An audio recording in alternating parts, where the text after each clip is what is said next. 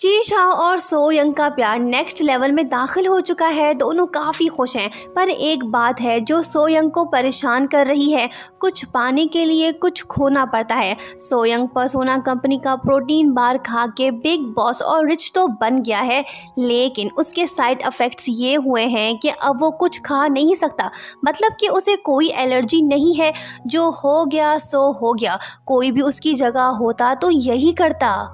Next morning जी Shao सज धज के ऑफिस पहुंचती है। जब सो यंग वहां पे आता है तो उसे प्यार से कहता है कि इधर आओ। वो जाती है। वो कहता है कि मेरे पास बैठो ताकि मैं काम कर सकूं। वाह, बॉयफ्रेंड हो तो ऐसा। उसी शाम जी शाओ सो यंग के पास आके उसे प्रोटीन बार देती है और उससे कहती है कि तुम मेरे लिए इतना कुछ कर रहे हो, बदले में मुझे भी तुम्हें कुछ देना चाहिए। तुम इसे खा क्यों नहीं रहे हो?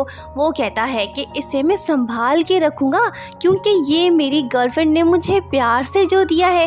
वो शर्मा के चली जाती है। बाद में हम देखते हैं कि इस तरह के प्रोटीन बार तो उसके पास ढेर सारे पड़े हैं।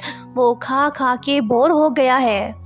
शाम को ची शाओ और सो यंग दोनों बाहर जाते हैं। ची शाओ उससे कहती है कि बताओ मैं कौन हूँ। वो कहता है कि तुम सिंडी, जेनिफर और नैन्सी हो। ये सुन के ची शाओ दुखी होती है। उसे लग रहा है कि ज़रूर ये लड़कियाँ इसकी एक्स गर्लफ्रेंड रह चुकी हैं। वो कहता है कि मैं तो मजाक कर रहा था। वो कहती है कि रुको मैं आती हूँ। ची शाओ ने सो यंग की बात को सीरियस ले लिया है। वो थोड़ी परेशान सी हो गई है, पर कोई बात नहीं। उसके पास जादुई ऐप जो है वो उसे यूज करके रोमांटिक गर्ल बन जाती है। सो यंग उसे देख के हैरान रह जाता है। दोनों मूवी देखने जाते हैं। रात को हम जी शाओ को थोड़ा परेशान देखते हैं। दरअसल बात यह है कि उसकी ड्राइंग स्किल्स दिन ब दिन ख़राब होती जा रही हैं। वो सोचती है कि मैं तो अच्छी आर्टिस्ट थी, अब मुझे क्या हो गया। नेक्स्ट मॉर्निंग ऑफिस में भी उसके साथ यही होता है। वो समझ नहीं पा रही है कि ये सब किस लिए हो रहा है।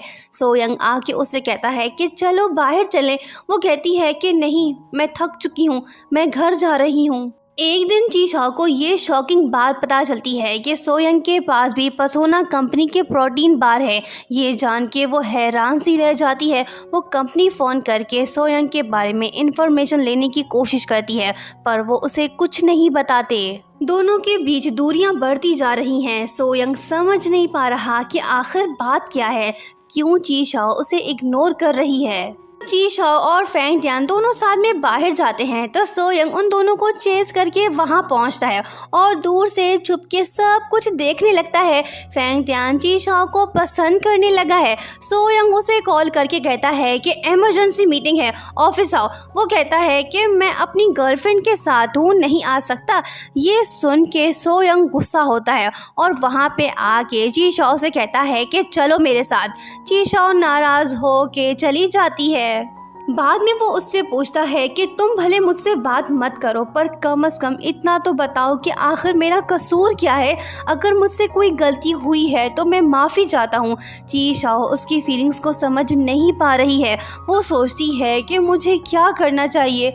अगर उसे मेरा सच पता चला, क्या तब ये मेरे साथ रहेगा? नेक्स्ट डे सो यंग अपने एम्प्लॉयज़ को ऑफिस बुलाता है। सब के सब डरे हुए हैं। उन्हें लग रहा है कि बॉस उन्हें फायर करने वाला है, पर वो उनसे कहता है कि जी शाओ मुझसे बात नहीं कर रही, कोई रास्ता निकालो। ये सुन के एम्प्लॉयज़ सुख का सांस लेते हैं और अपनी अपनी एडवाइस सो यंग को देने लगते हैं। उसी दिन सो यंग जी शाओ को फूलों का गुलदस्ता देने की कोशिश करता है, पर वो ये कह के चली जाती है कि कुछ दिनों तक मुझे अकेला छोड़ दो। ये कोशिश भी नाकाम हो गई। सो यंग सोचता है कि अब मुझे ट्रम्प कार्ड यूज़ करना होगा। वो जाके फैंग टियान से मिलता है और उससे कहता है कि ची शाओ मुझसे नाराज़ है। वो कहता है कि इसका मतलब मेरे पास उसे पटाने का चांस है, तुम उसे छोड़ दो, मैं उसे अपना लूँगा। वाह, दोस्त हो तो ऐसा। सो यंग उसे ची शाओ के बारे में अपनी फीलिंग्स बताता है और उससे कहता है कि तुम मेरी हेल्प करो। उसके बाद एक शाम ऑफिस कलीग्स ची शाओ के घर आते हैं और उसे अपने साथ ले जाते हैं। बाहर सो यंग अपनी कार में मौजूद है। फिर क्या वो उसे कार में बिठा देते हैं। सो यंग उसे अपने घर ले जाता है और उससे कहता है कि आज के बाद मेरा सब कुछ तुम्हारा है। वो ची चाओ को उसकी पेंटिंग्स दिखाता है और उसे कहता है कि ये ऑफिस आज से तुम्हारा है, तुम जो चाहे बनाओ। बिल आखिर ची चाओ को एहसास हो ही जाता है कि सो यंग उससे सच्चा प्यार करता है।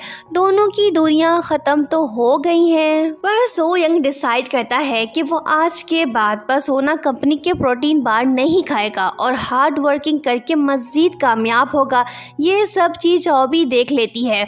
वो सोचती है कि क्या पर्सोना ऐप के बगैर हम दोनों का रिलेशनशिप बरकरार रह पाएगा। सो यंग प्रोटीन बार खाना तो छोड़ देता है, पर उसकी कीमत उसे चुकानी पड़ रही है। उसके बिजनेस को लॉस होना शुरू हो जाता है। देखते ही देखते उसकी हर कंपनी बैंक करप्ट हो जाती है और उसका बैंक बैलेंस भी ख़त्म हो जाता है। दूसरी तरफ ची चाओ फिर से पर्सोना ऐप यूज़ करती है ताकि वो सो यंग के दिल की बात जान सके। दूसरी तरफ सो यंग परेशान है। उसके पास दो ऑप्शन है, या तो वो फिर से पर्सोना प्रोटीन बार खा के अपना बिजनेस बचाए या फिर वो अपने बलबूते पे कामयाब हो। क्या ची चाओ उसे इस हाल में एक्सेप्ट करेगी? काफ़ी सोचने के बाद वो डिसाइड करता है कि वो अपने रास्ते चलेगा और पहले की तरह सक्सेसफुल होगा। उसके दिल की बातें ची चाओ भी सुन लेती है। अब उसे यकीन हो गया है कि सो यंग एक सच्चा इंसान है। दोनों तो एक दूसरे के लिए बने हैं। लेकिन बुरी खबर ये है कि सो यंग के पास अब सिर्फ मैगजीन कंपनी रह गई है। अगर ये कंपनी भी डूब गई तो उसकी सारी मेहनत ज़ाया हो जाएगी। काफ़ी कोशिशों के बाद भी कोई भी इस कंपनी में इन्वेस्ट करने को तैयार नहीं होता, बल्कि लालची लोग उसे ऑफ़र करते हैं कि तुम ये कंपनी हमें बेच दो। सो यंग हरगिज़ ऐसा नहीं चाहता। उसकी उम्मीदें ख़त्म हो रही हैं, पर ची चाओ उसे मायूस होने नहीं देती और उससे कहती है कि सब कुछ ठीक हो जाएगा। वो कहता है कि मुझे तुम्हें कुछ बताना है। सो यंग फाइनली उसे पर्सोना ऐप के बारे में बताता है। सच जान के ची चाओ उससे कहती है कि मैंने भी ये ऐप यूज़ किया है, मैं सब कुछ जानती हूँ। दोनों के मोबाइल से पर्सोना ऐप डिलीट हो चुके हैं, पर कोई बात नहीं। वो दोनों खुद से प्रॉमिस करते हैं कि आइंदा ऐसी गलती नहीं करेंगे और साथ मिलके कामयाब होंगे। नेक्स्ट मॉर्निंग सो यंग अपने एम्प्लॉय से कहता है कि चाहे हम कामयाब हों या ना हो, पर हमें दिल लगा के काम करना चाहिए। तुम लोग मेरा साथ दो। उसके बाद वो सब दिन रात मेहनत करने लगते हैं। जब कुछ करने की लगन हो तो कुछ भी नामुमकिन नहीं। बिलाखिर सो यंग सक्सेसफुल होता है। उसकी कंपनी प्रॉफिटेबल बन जाती है। सो यंग और ची चाओ हंसी खुशी साथ में रहने लगते हैं। इसे कहते हैं असली खुशी और कामयाबी। और इसी के साथ ये अमेजिंग स्टोरी यहीं पे एंड होती है। वीडियो को लाइक और चैनल को सब्सक्राइब करना मत भूलिएगा।